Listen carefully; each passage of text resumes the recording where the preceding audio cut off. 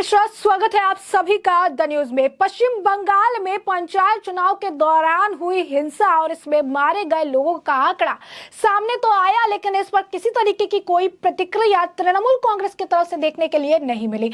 इस मामले को लेकर बीजेपी और इसे लेकर कांग्रेस ने भी तृणमूल कांग्रेस पर सवाल उठाए और कई सारी चीजें भी कही, जिसके बाद अब पहली बार पंचायत चुनाव में हुई हिंसा को लेकर अब पश्चिम बंगाल के मुख्यमंत्री ममता बनर्जी ने प्रेस कॉन्फ्रेंस करके अपनी प्रतिक्रिया दी और इस दौरान उन्होंने उल्टा बीजेपी, सीपीएम और कांग्रेस पर ही निशाना साधा। यानी आपने वो कहावत सुनी है कि उल्टा चोर जो है कोतवाल को डांटे, और कुछ ऐसा ही इस प्रेस कॉन्फ्रेंस में भी देखने के लिए मिला।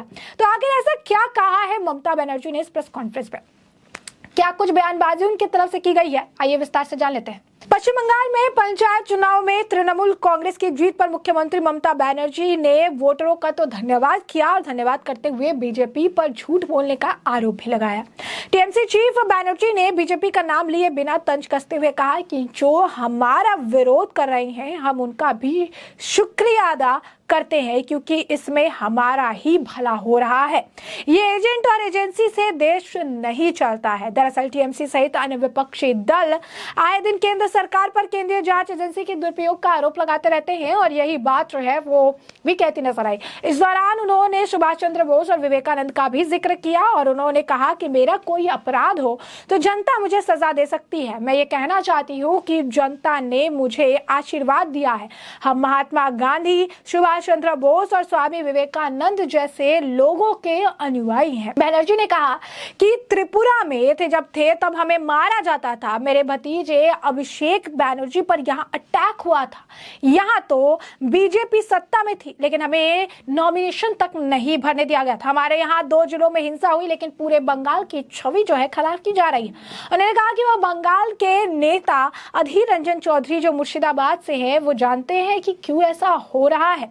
ये सब राम बाम श्याम यानी बीजेपी, सीपीएम और कांग्रेस के एक साथ मिलकर काम कर रहे हैं। पंचायत चुनाव के दौरान हुई हिंसा को लेकर बीजेपी ने टीएमसी पर जो है कई सारे आरोप लगाए थे। ममता बनर्जी ने हिंसा को लेकर जिसमें जितने लोगों ने जान गंवाई उसे लेकर उन्होंने परिवार के साथ संवेदना प्रकट की और कहा कि हिंसा में 19 लोगों की जान गई। जो है परिजनों को सरकार 2-2 लाख रुपए की मुआवजा देगी। इसके अलावा परिवार के एक सदस्य को स्पेशल होमगार्ड की नौकरी दी जाएगी। उन्होंने कहा कि वह किस पार्टी से है इस आधार पर हम भेदभाव नहीं करेंगे। बता दें कि बंगाल जो है पंचायत चुनाव के लिए वोटिंग के दिन 8 जुलाई को बेहद ज्यादा हिंसा का माहौल देखने के लिए मिला। कई जगहों पर जो है आप कह सकते हैं कि खून की होली खेली गई। कई जगहों पर जो है बैलेट बॉक्स उठाकर ड्रेन में डाल दिया गया, कहीं पर उसमें आग लगा दिए गए। वहां पर जो लोग थे उनके साथ मारपीट की गई, कई लोगों की जान चली गई और ये सारा जो है खुलेआम दिन के उजाले में देखने के लिए मिला था। पंचायत चुनाव में टीएमसी जीत की ओर तो बड़ी जीत भी गई और ऐसे में राज्य निर्वाचन आयोग ईसीआई ने 4:30 बजे तक के आंकड़ों के मुताबिक टीएमसी ने 63,229 ग्राम पंचायत सीटों में से 34,901 पर जीत दर्ज कर ली, जबकि अन्य जो है सीटों पर उनके उम्मीदवार भी आगे उस वक्त तक थे और बीजेपी दूसरी सबसे बड़ी पार्टी बन गई। अब ऐसे में जो इनके पीछे ये कहने का कारण है, ये इसके पीछे का कारण स्पष्ट इस वजह से भी है क्योंकि इसे लेकर बीजेपी ने उन पर निशाना साधा था। कांग्रेस थी इसे लेकर कहती नजर आई थी। बता दें आपको कि कांग्रेस के नेता अधीर रंजन चौधरी ने कहा था कि केंद्रीय बल आने से इतना समय क्यों लगा, केंद्रीय बल की तैनाती में इतनी देरी क्यों की गई, फैक्ट फाइंडिंग कमेटी इसका पता क्यों नहीं लगा रही है। जिस दिन से पंचायत चुनाव की घोषणा हुई तब से ही हिंसा कहीं ना कहीं शुरू हो गई थी। किसी ने अगर नामांकन दाखिल किया है तो उसे डराना, डर का माहौल बनाना यही हो रहा है। तो उनका यह भी मानना है कि जो डर का माहौल जो है वो क्रिएट किया गया था, पूरी तरीके से डर बनाया गया था कि आप जो है हमारे अगेंस्ट यानी टीएमसी के अगेंस्ट अगर आप जाएंगे तो आपका सर जो है कलम कर दिया जाएगा और ऐसा ही आलम देखने के लिए मिला। तो वही दूसरी तरफ आपको बता दें कि इस पूरे मामले को लेकर टीएमसी पर बीजेपी भी हमलावर नजर आई थी और इस पूरे मामले को लेकर भाजपा सांसद और पार्टी के वरिष्ठ नेता रविशंकर प्रसाद के नेतृत्व भारतीय जनता पार्टी की 4 सदस्यीय फैक्ट फाइंडिंग कमेटी जो है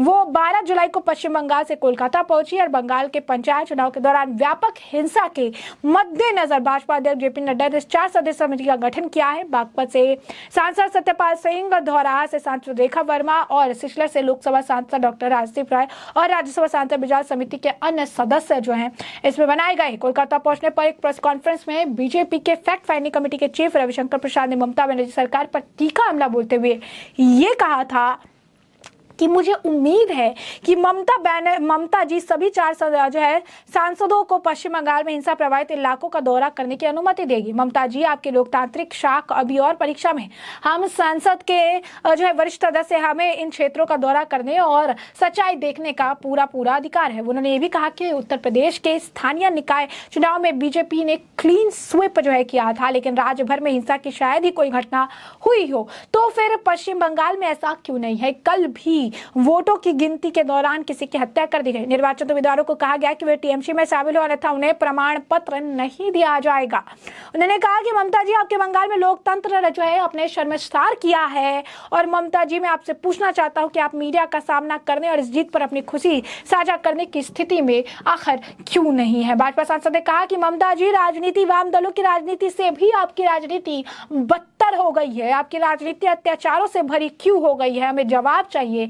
राज्य में होने वाले हर चुनाव के दौरान अदालत को हस्तक्षेप करना पड़ता है। मैं राहुल गांधी से पूछना चाहता हूं कि जब उनकी पार्टी के कार्यकर्ता को बंगाल में पीटा जा रहा है तो आखिर वो क्यों चुप है? पश्चिम बंगाल में पंचायत चुनाव के दौरान 48 लोगों की हत्या शर्मसार लोकतंत्र का घृणित संकेत जो है दे रही है। भाजपा सांसद ने कहा कि हम प्रभावित क्षेत्रों का दौरा करेंगे और लोगों से भी मुलाकात की जाएगी जो पीड़ित होंगे। साथ ही 40 से अधिक लोगों की जान क्यों गई, इसका जवाब भी ढूंढा जाएगा। उन्होंने आगे कहा कि पता लगाएंगे कि नरेंद्र मोदी के खिलाफ गठबंधन बनाने की कोशिश कर रहे तथाकथित सहयोगी स्पष्ट चुप्पी क्यों आखिर साधे हुए हैं। तब देखिए कि किस तरीके से पश्चिम बंगाल में हुई हिंसा को लेकर भले ममता बनर्जी सामने आकर प्रेस वार्ता करती नजर आई, प्रेस कॉन्फ्रेंस करती नजर आई, लेकिन यहाँ पर पश्चिम बंगाल में हुई हिंसा के पीछे की जिम्मेदारी लेने के बजाय वो उल्टा जो है बीजेपी, कांग्रेस और वाम दल को जो है जिम्मेदार ठहराते नजर आई। उन्होंने ये भी कहा कि 2 जगह हिंसा हुई। अगर कानून व्यवस्था ममता सरकार के हाथ पे है, कानून व्यवस्था वो खुद देख रहे हैं, तो इस तरीके की हिंसा जिसमें इतने लोगों की जान गई है, उसका जिम्मेदार आखिर कौन है? क्योंकि इसे लेकर ही बीजेपी और कांग्रेस उन पर लगातार निशाना साध रही है। लेकिन ममता बनर्जी अपने बयान से ये बता रही है कि उन्हें कोई फर्क नहीं पड़ता है, उनका कुछ भी अगर आप कहेंगे, उनके बयान से स्पष्ट है कि सिर्फ वो मुआवजा दे रही है, किसी की जान की कीमत 2-2 लाख रुपए लगा रही है और एक होमगार्ड की नौकरी देकर लोगों को शांत कराने का प्रयास कर रही है। लेकिन जिस तरीके से बीजेपी का जनाधार बढ़ा है, 2018 से लेकर 2023 का ये जो सफर है, जिसमें इतनी वोटें, इतनी हिंसा के बाद, इतनी खून खराबा के बाद भी बीजेपी ने गेन किया है, ये कहना गलत नहीं है कि अब पश्चिम बंगाल की जनता ममता बनर्जी के अत्याचारों से उब चुकी है और वो समझ चुकी है कि किस तरीके से ममता सरकार अब लोगों को टारगेट कर रही है, किस तरीके से ममता सरकार अत्याचार कर रही है, और अब लोग जो है इसे लेकर जवाब देना शुरू कर चुके हैं। यही कारण है कि जहां पर वो कई सालों से सत्ता में है, वहां पर भी उन्हें हिंसा का सहारा लेकर अपनी जीत दर्ज करनी पड़ी और अब वो प्रेस कॉन्फ्रेंस करके इस मामले पर बातचीत करने के बजाय प्रेस कॉन्फ्रेंस में आप कह सकते हैं कि बीजेपी, कांग्रेस और वाम दल पर, उनके पार्टी या उनके कह सकते हैं लोगों पर आरोप लगाने के लिए जिम्मेदार ठहरा रही है, छवि खराब करने के लिए, बंगाल की छवि खराब करने के लिए जिम्मेदार ठहरा रही हैं। जबकि जो तस्वीरें सामने आई है बंगाल के अलग अलग कोने से, वो चीख के बयां कर रही है कि एक पंचायत चुनाव में किस तरीके की निर्मम हत्या, निर्मम तरीके से व्यवहार जो है किया गया है और किस तरीके से डर का माहौल जो है बनाया गया है। तो ऐसे में हमने आपको जो पूरा मामला है ये बड़े विस्तार से बताया है कि पूरा मामला क्या है, किस तरीके से पश्चिम बंगाल में ये हालात देखने के लिए मिले हैं। पश्चिम बंगाल में आप देख सकते हैं पंचायत चुनाव में हुई हिंसा पर पश्चिम बंगाल की मुख्यमंत्री ममता बनर्जी पहली बार बोलती नजर आई और क्या कुछ उन्होंने कहा, इसके बारे में अपने आपको बड़े विस्तार से जानकारी दी है। और अब इस पूरे मामले पर आपकी भी जो राय हो हमें कमेंट सेक्शन में कमेंट करके जरूर साझा करिएगा। धन्यवाद।